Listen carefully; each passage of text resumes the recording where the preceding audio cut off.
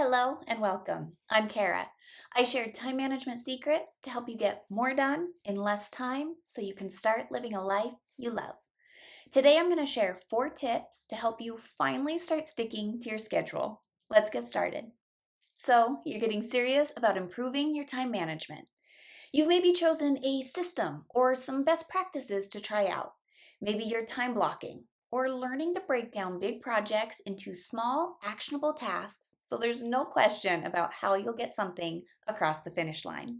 But despite your newly found motivation, at the end of every day, nothing's gotten done. You were busy all day, but you don't feel like you really accomplished anything.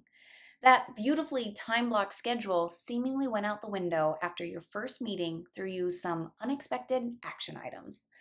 Or you tried to tackle the first task of your big project and realized you had more questions than answers.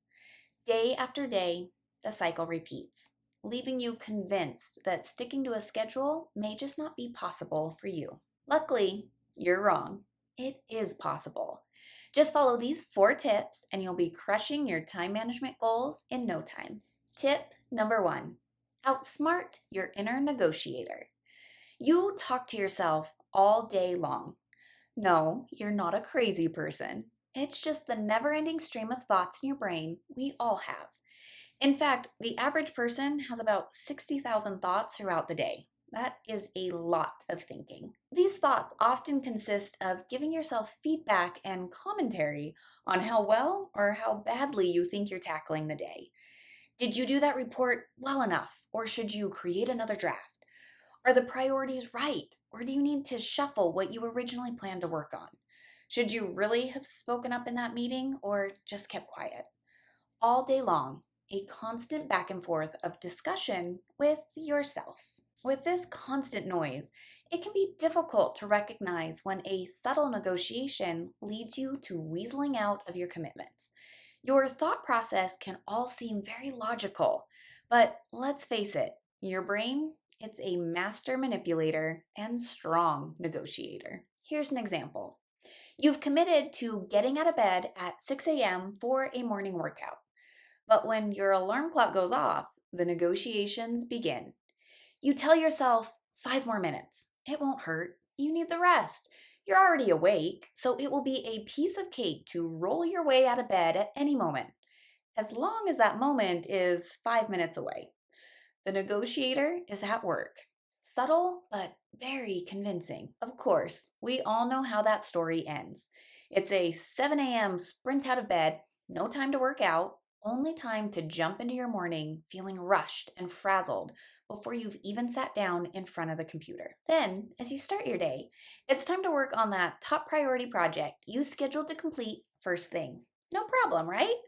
But cue the negotiator.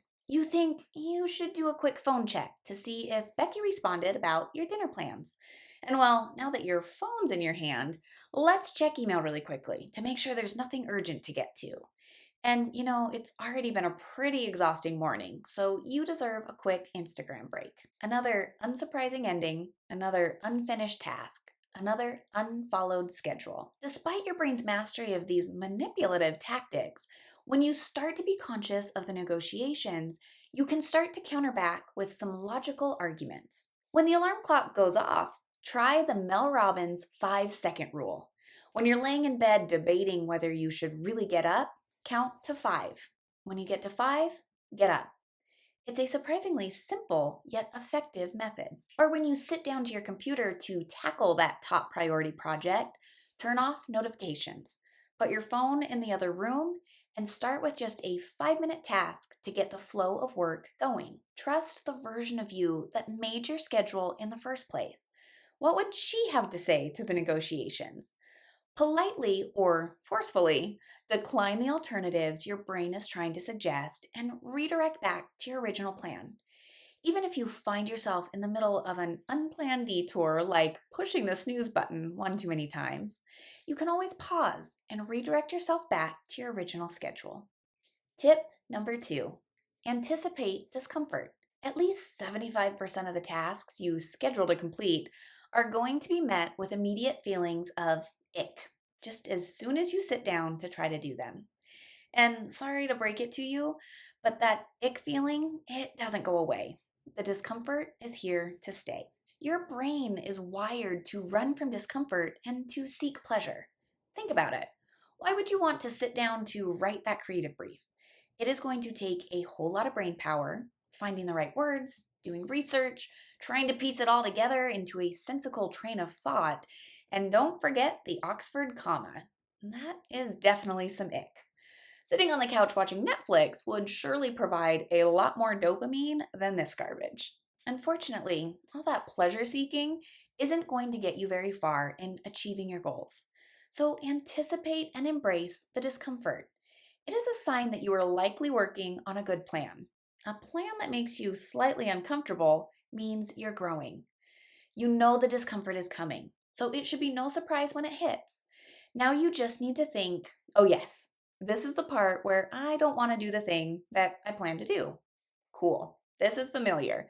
Looks like it's time to get to work. While that feeling of discomfort will never go away, reducing the drama around the feeling will help you push through so you can keep taking action on your plans. And then, as soon as you start taking action, no matter how uncomfortable it felt to start, that discomfort will dissipate quickly. Tip number 3, stop waiting for motivation. Similar to anticipating discomfort, don't expect to be motivated to tackle every little task you set out to accomplish. Now, sure, there will be those times when you can't wait to get to work. You're inspired and you know how good it's going to feel to get that task or that project completed. You want to dive in. Cherish those moments, but don't trick yourself into relying on them. Motivation is unreliable. True success comes from what you do when you aren't feeling motivated, when you aren't feeling inspired. Do you work out anyway? Do you get a head start on that proposal anyway? Do you continue to take the small steps that add up over time, even if they feel oh so uninspiring in the moment? The ability to continue working and sticking to the commitments you made to yourself when you aren't fueled by pure motivation separates those who stay stuck and those who build a life they love. Instead of relying on motivation, rely on your discipline and the steps of your time management system to lead the way and guide your next action. If you do want to try to spark a little motivation, try looking to future you.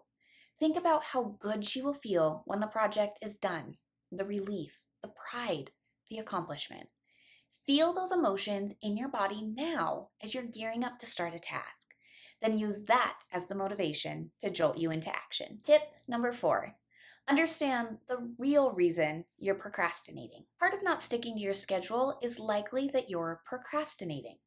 Procrastination is a killer of good time management. But procrastination is not really about being good or bad at time management or a sign that you just aren't a productive person. Procrastination is purely driven by emotions. When you are faced with a task that you think will be stressful or overwhelming, you're not actually avoiding the task.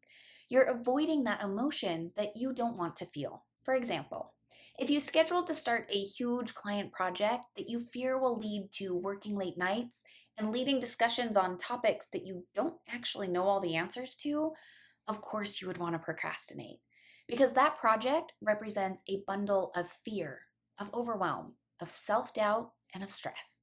And that's not exactly a menu any of us look forward to ordering from. How could procrastination not seem like a better choice versus actually working on the project? Procrastination can even sneak into the smallest things, like emptying the dishwasher or making the bed.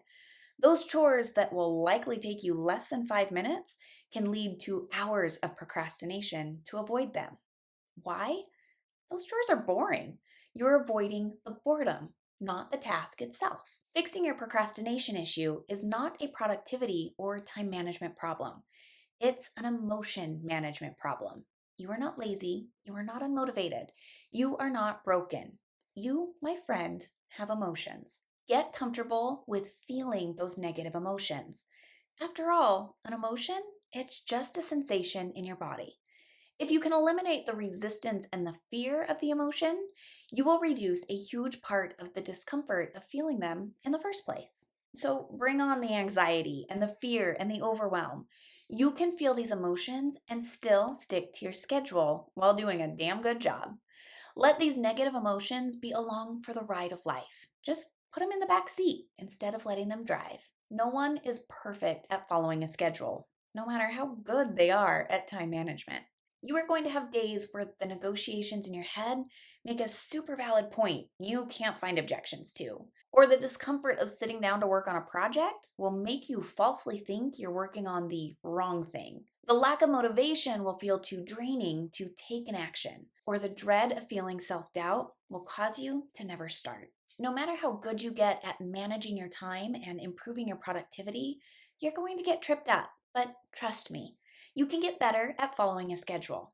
Just follow these tips and stay aware of what's throwing you off track so you can get back in control. When you think, oops, there's that thing I sometimes do that stops me from following through on my schedule, use that awareness and correct course. Check back on your original schedule and pick up where you left off before the minor schedule mishap. You are a schedule following master in the making. And if you're ready to take your mastery to the next level, check out the free 7 Days Consider It Done guide. This guide will help you break down and tackle any project you've been procrastinating from start to finish in just 7 days. Grab the link in the video description. Thank you for watching. If you found this video helpful, please like it or send me a comment below.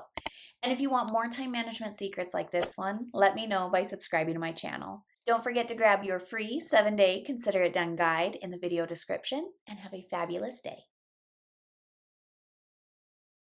Learning to break down big projects. Hartley, I can hear your pitter patter. Forgot what I was doing. Can you hear that lightning? What am I doing? I don't remember. You comfortable? Those airplanes are very loud. Let's do this.